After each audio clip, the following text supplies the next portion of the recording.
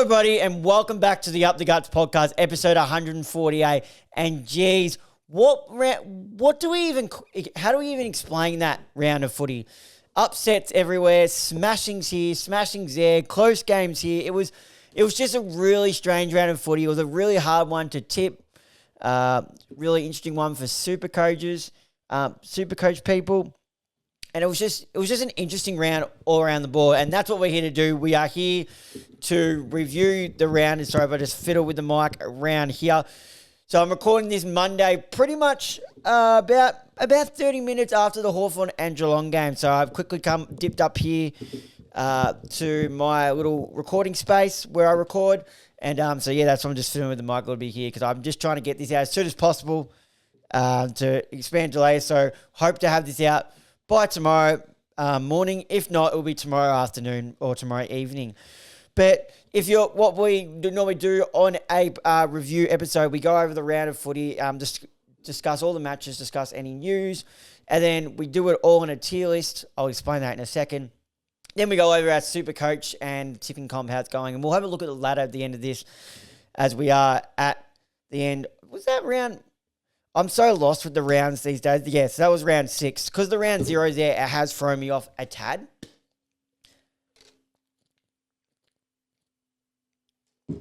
But, yeah, so if it's your first time watching an Up the Guts episode, first of all, welcome to the channel. Or watching on YouTube, listening on Apple Podcasts and Spotify, make sure you click the follow and subscribe button. If it is your first time watching as well, and share it around to a friend. But let me go over the tier list as how we rank each player's performance. Each team's performance. So it goes off the round that you play and how you perform. So this might not be where I think you stand as a club, but I'm just like, okay, this is where you rank after that performance. So at the top of the tier list, we got excellent. That is for the teams that performed an excellent performance. Self-explanatory is the top of the tree performance. Next place is contenders. If you play like that every week, you could contend for finals and you would be one of the top teams and you performed like a top team and had an outstanding performance. Next one was decent. You had a good performance, but it was nothing like wow. Next one is disappointing. You're just really disappointed, but it was not enough to have you in this last tier, which is where you don't want to be, and that is the 5am St Kilda Beach. No one wants to be at 5am at St Kilda Beach, especially as we get into the later months of the season and we get into the colder winter and all that. Imagine how cold it would be out in the cold water on a 5am in St Kilda Beach, whether it's Sunday morning or Monday morning. But without further ado, let's get into the first match that kicked off this round, which was Brisbane v Collingwood, the Gabba. Let's get straight into it. So another interesting one. I myself, being a Collingwood supporter, I actually tipped Brisbane in this one, but Collingwood actually got the job done really comfortably. As I just rearranged my notes here, just got this done really comfortably. In the end, it was by 52 points. Such a convincing win there by Collingwood. 7-11-53, Brisbane to 16-9, 105. Multiple goal kickers for the Lions. You had Rayner and Hipwood and McInerney all kicking the 2 there. McStay kicked 3 for the Pies. Elliott, DeGoey, Hill, and Myercheck all kicked 2. Leading disposal getter for the Brisbane Lions was Neil with 25, and this guy turned it on for the Pies. It was Nick Dacos with 38, a goal, 8 clearances, 2 goal assists, 12 score involvements, and 645 metres gained. Clearly getting the 3 votes there.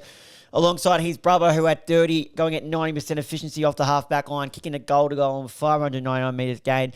And Sidebottom just keeps on kicking on with 26 and 7 inside 50s. The Dacos boys dominate, as I mentioned, the 2 biggest disposal getters. Josh Dacos off half-back. Nick through the middle, shaked off the tag of... It looked like Josh Dunkley was going to him in the first half at stoppages. It wasn't a hard tag, but it did look like he was going to him.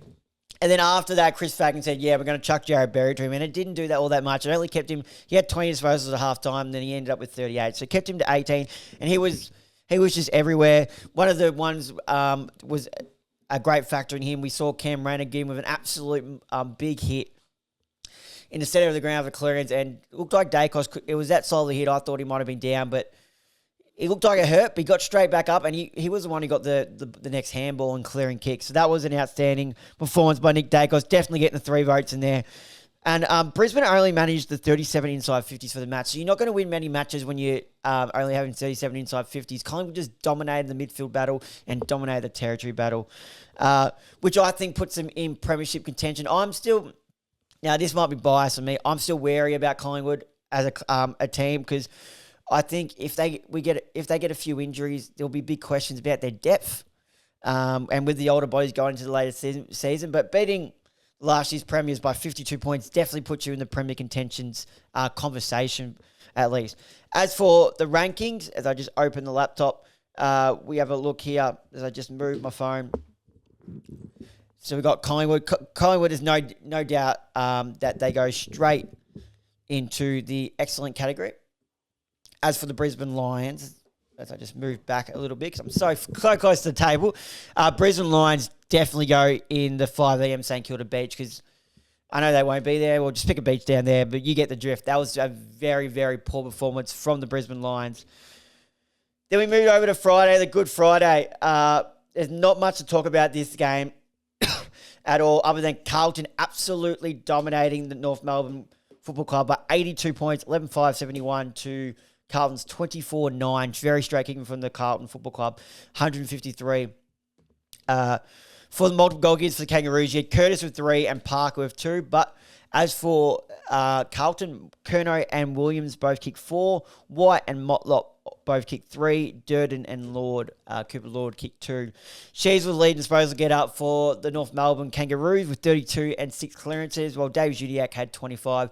George Hewer, who I think is in All-Australian form at the moment, had 34 at 82% efficiency, 21 of them being contested. Kicked a goal to goal with 12 clearances, 9 tackles, 2 goal assists, and 8 score involvements. Chera also was impressive with 28, a goal, 5 clearances, 8 inside 50s, and 9 score involvements. But the talking point from this game is North continue to disappoint, and while I'm talking about that, they can go straight in the 5 a.m. at St Kilda Beach because they just continue to disappoint. And when's the turning moment going to happen? When are they just going to... it's just so disappointing. I know in our group chat we had, shout Connor, he had a statement saying, will North ever be good? And at the moment, it looks like they're just getting these top-end players. I'm waiting to see them develop, and I keep giving them chances. We keep giving them chances. We thought after that Melbourne performance that this might be the year where we see them actually make some progression, but this is not progress at all. So something that really needs to happen down that club. I mentioned in form George Hewitt, who I think's in All-Australian form, was awarded the Superclass Superhero Medal. Interesting name, mind you, for the best on-ground performance. The boys put the foot on the throat, kicking 15 goals in the second half to North's 5. One shining light for the Kangaroos was George Wardlaw returning, and he showed the bull he is with his tackle on the foot. He had 21 disposals, 13 of them being contested to go along with a goal and 5 clearances. Zach Fisher, also off the halfback, left the game just before halftime with a hamstring injury. Now, Carlton can go join the Pies in the excellent category.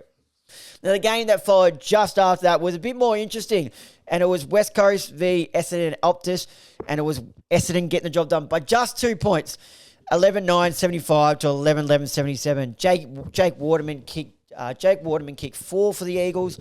Williams kicked 3 and Hewitt kicked 2. Peter Wright on his return kicked 6, big 2 metres, 7-seater. Perkins also kicked 2. Why have I done it that way? Anyways, Nick Martin had 26 at 85% efficiency to go on with a goal, 12 marks, 9 intercepts, and 7 score bombers. Or Merritt also had 26 at 81% efficiency, 15 contested, and 7 clearances. McGrath also at 25. The leg at disposal get up for the West Coast, unfortunately, was only Jack Graham with only 24 and 6 tackles.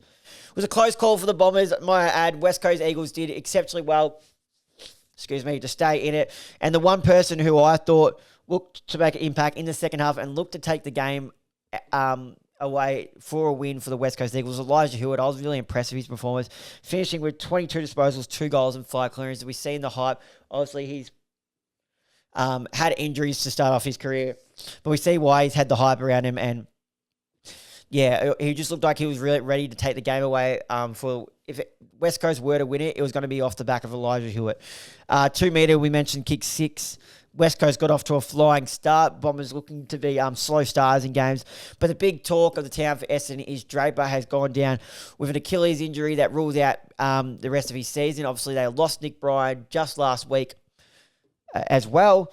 So that means 37-year-old Todd Goldstein is going to have to come in and play the number 1 ruck role, which is not a bad task to have, but they wouldn't want him to have to play this many games in the round, being at 37 years old. Obviously, he'll get a chop out with Peter Wright down there as well, but you want to keep Peter Wright up forward, but being 2 metres, over 200 centimetres, it's good to have that back up there in Peter Wright. As for Essendon,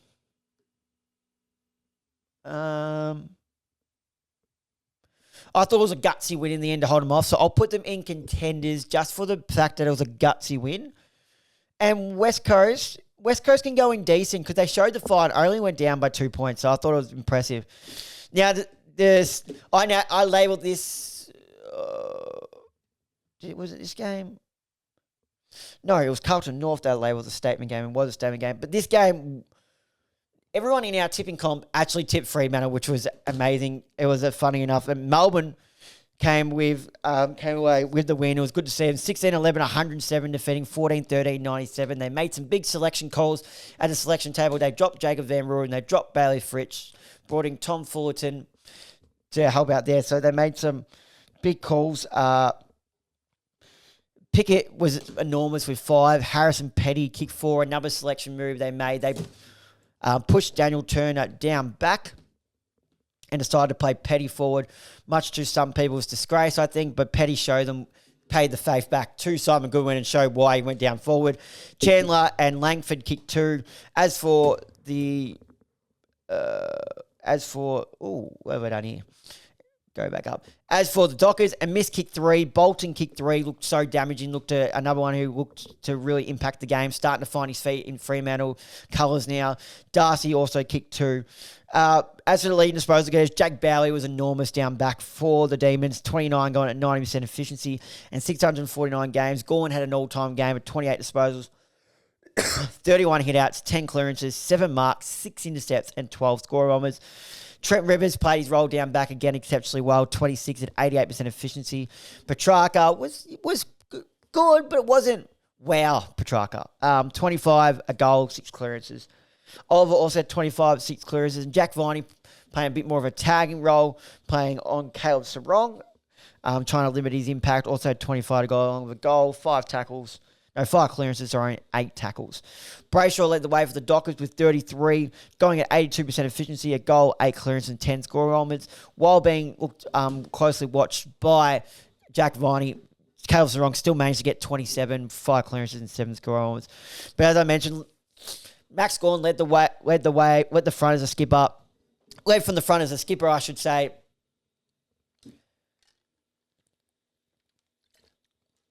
After the clubs had so many questions, so many things talked about on them, they needed someone to stand up, and Max Gawn did, as did Kozzie Pickett. Wow. What a game from Kozzie Pickett. Whether it was through the middle, whether it was up forward, he was doing it everywhere. He was so electric, having 24 disposals, kicked 5 goals, and had 4 clearances. His stock values has just gone up, going through the roof by week. He needs to be playing this role every week from now on. There's no questions about it. He needs to be like that Rankin role, whereas Rankin's playing as a full-time midfielder now.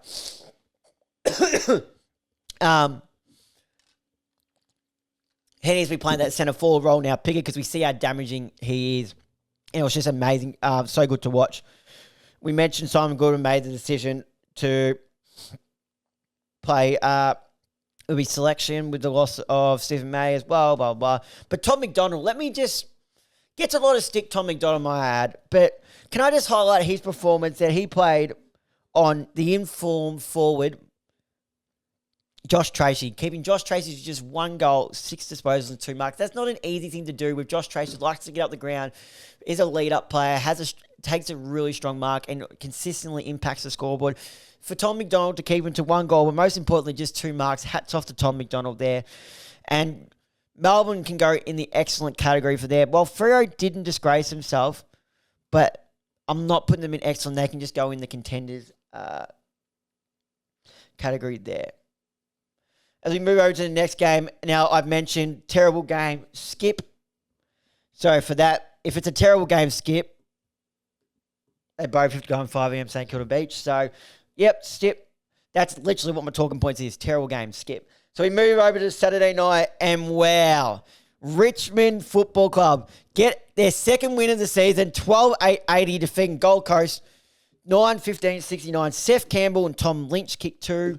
While Ben Long kicked 3 and Will Graham kicked 2 for the Gold Coast Suns. Taranto led the way through the midfield, 35 disposals, a goal, 6 clearances and 6 tackles. Hopper was excellent, 27 and 8 clearances. Loston, oh my God, didn't he play an unreal game? Just intercepting everything down back for the Tigers. 27 going to 82% efficiency, 13 marks, 15 intercepts, 11 rebound 50s and 661 metres game. What a game by Nick Loston there.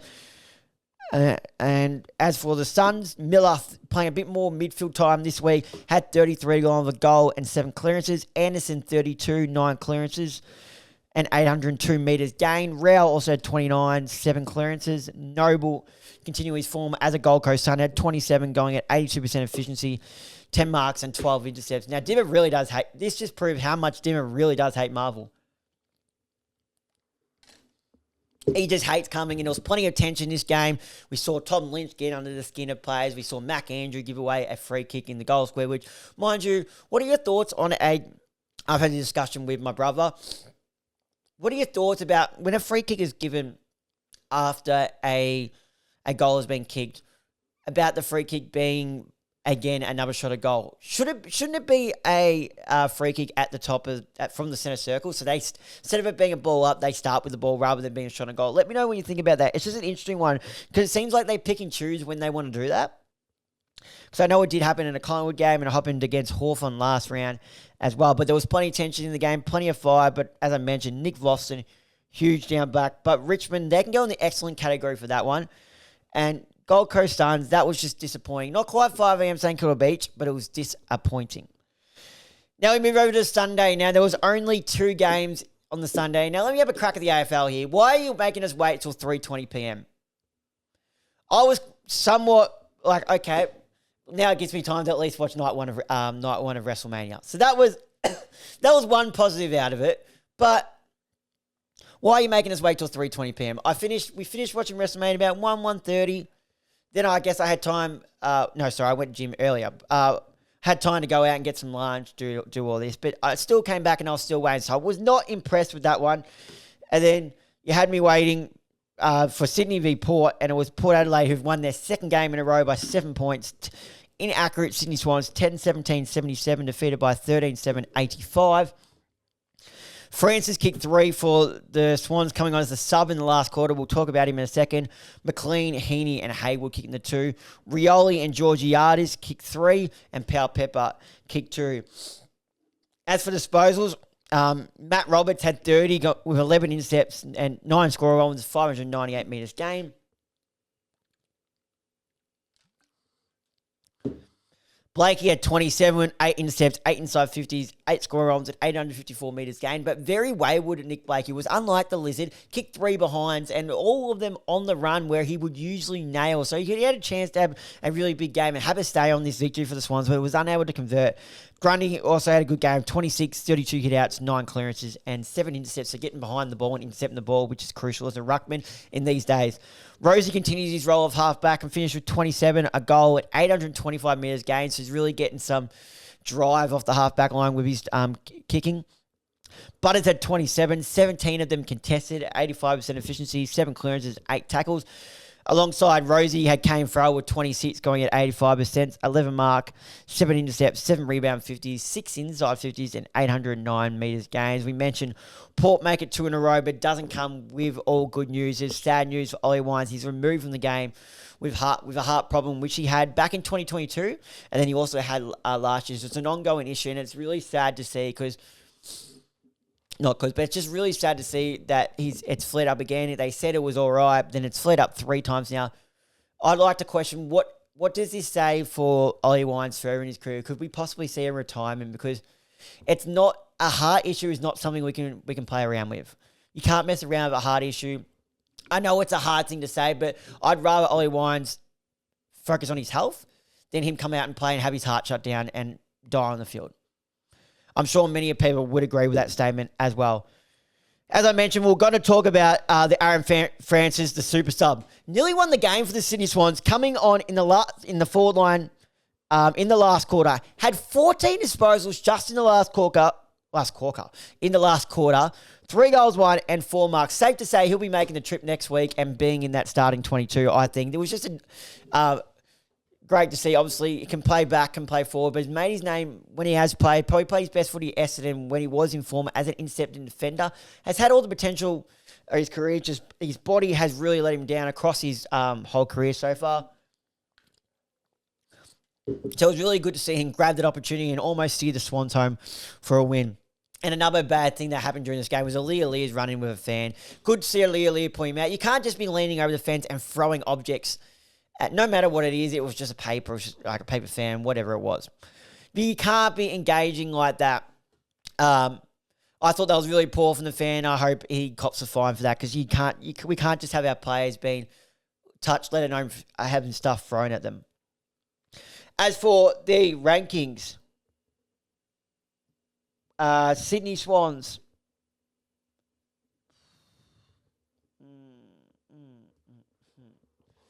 I'm in between decent and disappointing. So I've put them in disappointing for now, but let's just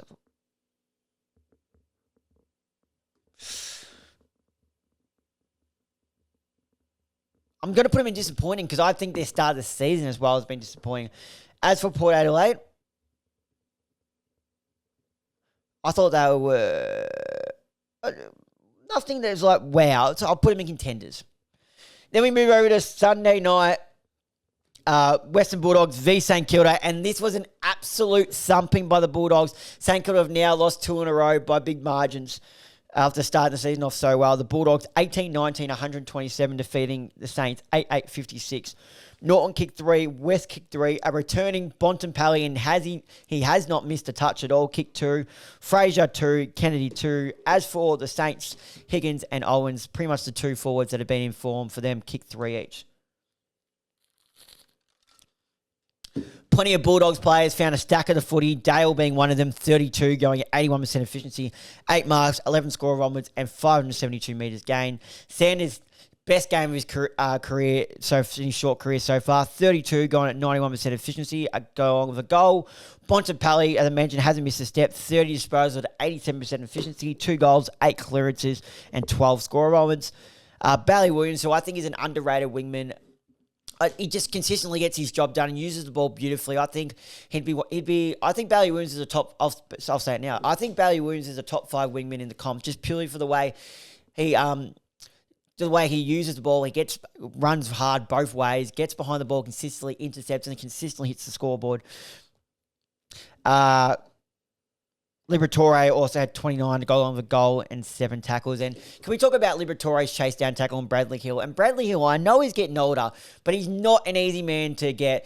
And just the desperation in Liber, he didn't give up. Then the last lean and desperation was just amazing to watch. If you haven't already seen that clip, go and look at it. I know 7AFL posted on the Instagram page. Go back and have a look at that because that is determination.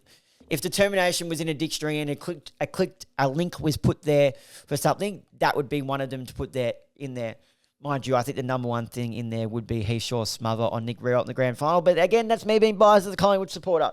But anyway, Wangini Malira was the highest disposal getter for the St Kilda Football Club with 25 disposals, 6 inside 50s, and 689 metres gained. We mentioned Bont returns in style. There is a reason why I had him ranked number two player in the comp coming into this year, only behind Nick Dacos. And it's just the way that he plays on the inside, he plays on the outside, he's hard at it, he's so tall, such a big body, impacts the scoreboard consistently, gets clearances, gets tackles, just does all the stuff you need as a midfielder and as a skipper.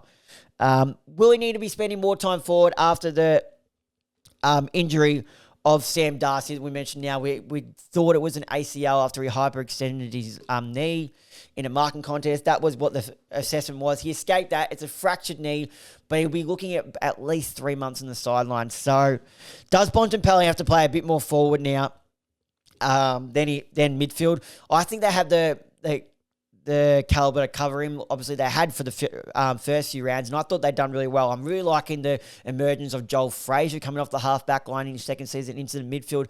Ed Richards is continuing to dominate. Liberatore had had an inspiring first start to the season, I thought, in the absence of Bontempelli, and we actually saw him pushing forward, impacting the scoreboard as well. So if that's a route they would like to go down, because Jamal Ugle-Hagan isn't in their plans as a replacement, it's definitely a route they can go down playing Bontempelli more forward, and I think they would still get 20 disposals. You can get 20 and 3 or 4 out of him consistently, and you still have the Richards, Liberatore, Frazier there to cover Sanders as well, who just had his best game of his career as to date.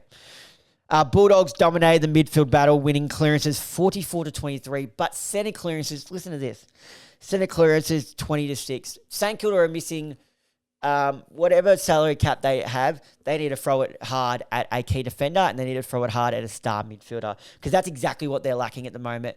A key defender to help out to help out Callum Wilkie. Anthony Caminiti is not going to be your answer. You can play there as a third tall, I think, but you need a solid key defender. Lika Lear should be the first one on their markets. I know they've got their eyes on him, and I think they should throw some money at him, and then they need to throw some money at another midfielder. There's no reason why they shouldn't be throwing money at a Zach Butters. Someone like that, a midfielder like that. We mentioned Libba's chase down on Brad Hill. Now, I thought St Kilda, they won't have to travel far, but 5 a.m. St Kilda Beach and the Western Bulldogs, excellent. As for the last game that has just happened, as we call recently, what's the time now? So 7:08. So just finished about an hour ago. We had Geelong v Hawthorn, and it was Geelong getting home in a thriller by 7 points, 12-14, 86, defeating 11-13, 79.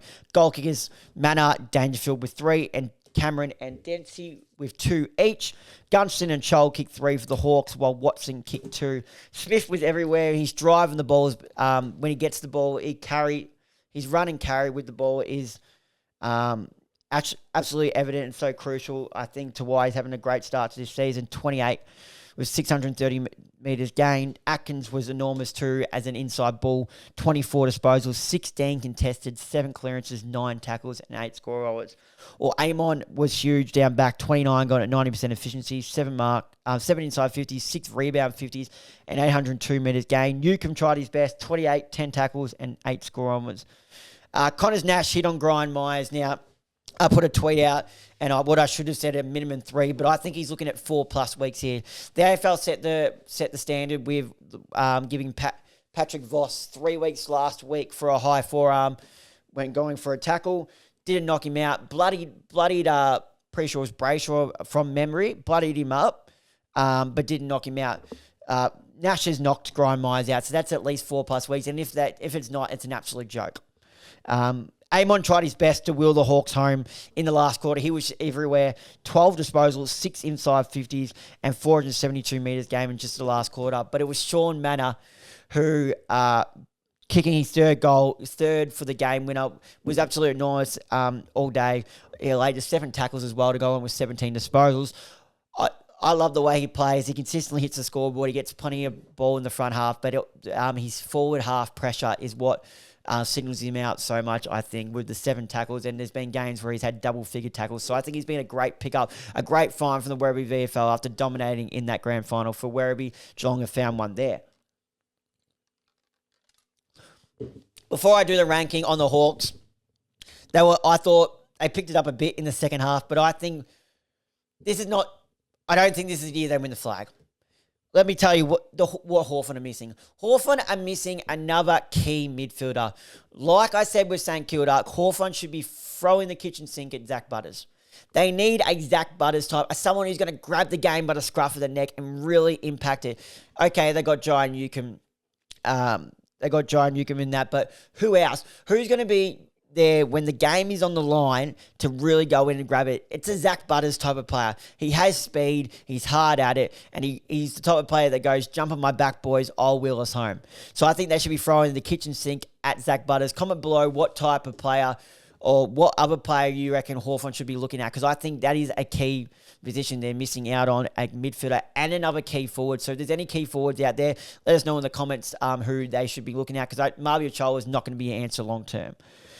As for the rankings, Geelong, excellent, and Hawthorn can go in contenders because it wasn't, they only went down by 7 points in the end, so it's not, but that is 2 in a row they've lost now.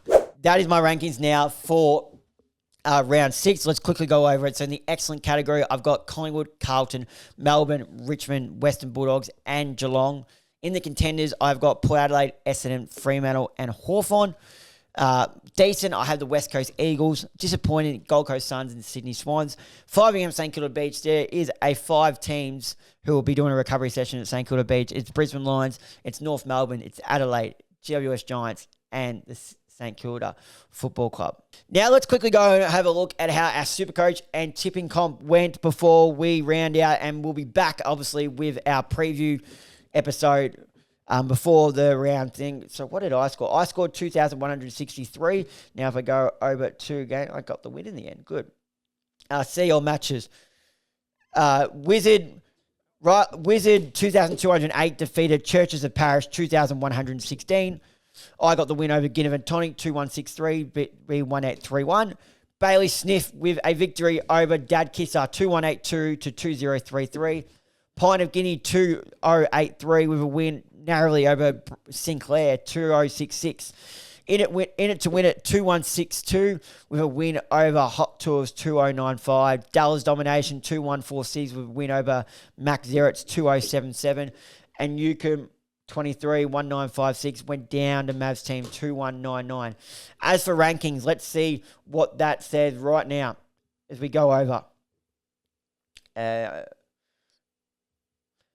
As we go over to the rankings, sitting on top of the ladder is Jamie's Bailey Sniff, followed by Riley's Wizard, who's jumped up 2 spots to second spot. Dad Kisser stays in third spot.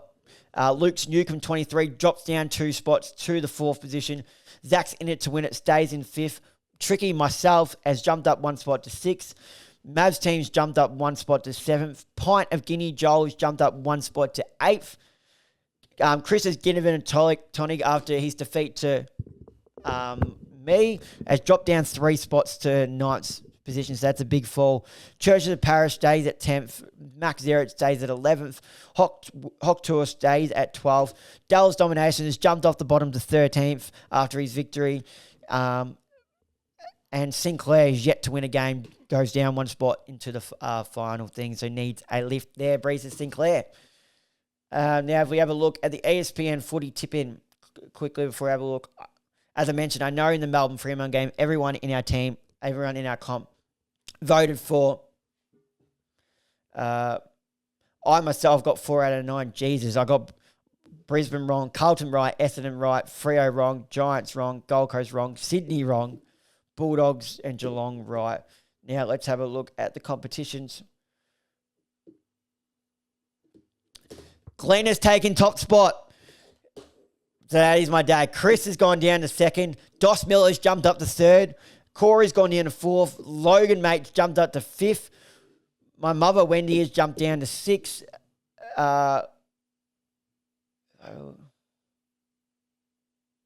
Elaine, that's it. Elaine's jumped up to 7th. Hodgie's jumped down to 8th. Dalla's up to 9th. Zach goes down to 10th. Will goes down to 11th. I jump off 1 spot to 12th. JD Hawks fan drops to 13th. Big Pistol makes his way to 14th. Connor's jumped from 2 spots to 15th. Bassy goes down to 16th. And Tommy Sins down to 17th. That's how the tipping comp and Supercoach comp is looking in the Up the Guts competitions around it. But there you have it, guys. That is the end of this episode. Thank you guys for listening. If you have enjoyed this episode, make sure, if you're watching this on YouTube, to leave a like and comment on this video.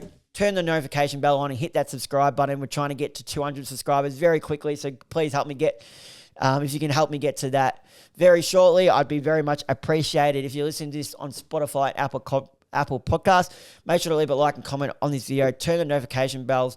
Hit the follow button. But most importantly, please leave a 5-star rating, as that does help get the show out there. But until next time, guys, thank you guys for listening, and I'll see you guys then.